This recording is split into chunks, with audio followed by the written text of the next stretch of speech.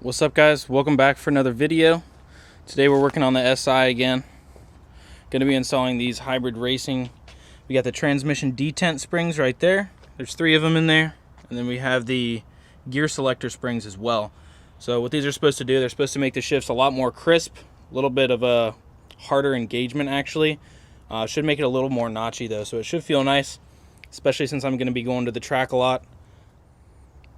I removed my bumper just because it's going to make it a little bit easier to get the jack under there since my car is lowered, but you don't have to remove the bumper.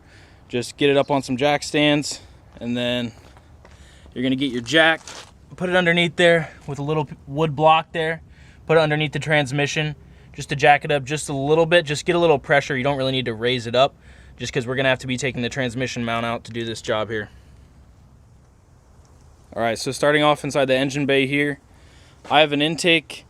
I don't really have to take it off to get down there, but I'm going to anyways, just for a demonstration. Alright, so we got the intake off. Just looking at this mount here, I haven't actually changed this out. I've changed all the engine mounts, but looks like we're probably going to have to take the ECU off here in order to get this off. I'm going to try and avoid that if possible, but it looks like these are probably 17s here.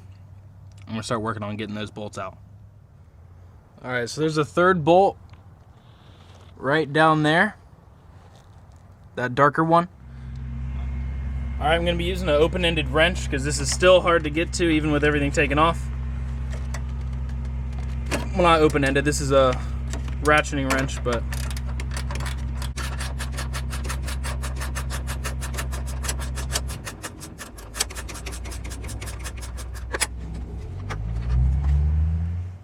alright, so there's one more bolt holding on this bracket here that we got to get out of the way, and it is tucked back behind the fuse box back there. It's a 10 mil, so I'm going to get that off right now. Alright, finally should be able to get these 2 bolts out back here after tons and tons of work for no reason. Alright, so we're going to have to use either a ratcheting 17 wrench or something, get it down there, and you should be able to get it out. Alright, you guys are going to have fun with that bolt right there. It was so freaking tight. Pretty much impossible to get out with that wrench. You had to like do it a 1/16 of a turn at a time to get it out, and then do it by hand a little bit.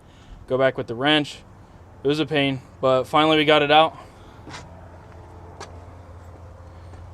So the screws right there, those 3 screws are going to be for the detent springs that we're putting in. So we're going to take those out, be very gentle, make sure we don't lose the washers that are in there, and then we'll be right back. Alright, so those bolts will come out pretty easy. These are the old springs right here. Made sure to keep the washer on here, that way you don't lose that. About to open these up right now.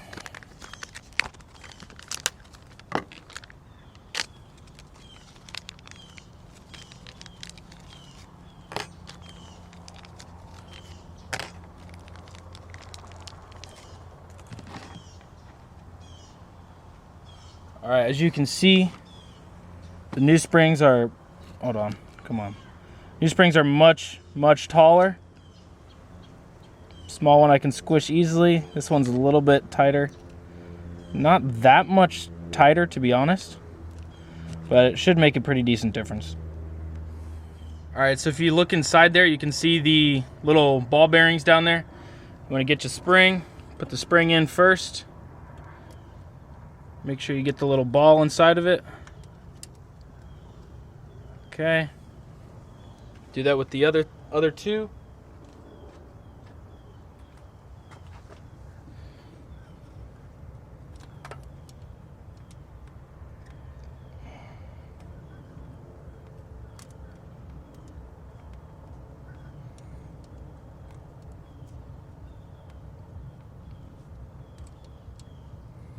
Alright, so now we're going to just put the bolts right in there and then tighten those up. And then we're going to work on getting these shift cables off to get the gear selector out. Alright, we got the bolts back in. On the website it says be careful because apparently these strip pretty easy. So just get them snug, kind of like you're doing a spark plug. Get them decently snug, but don't torque them too hard or else they'll snap. Alright, before I do the gear selector springs, I wanted to test it out a little bit. You guys can even hear.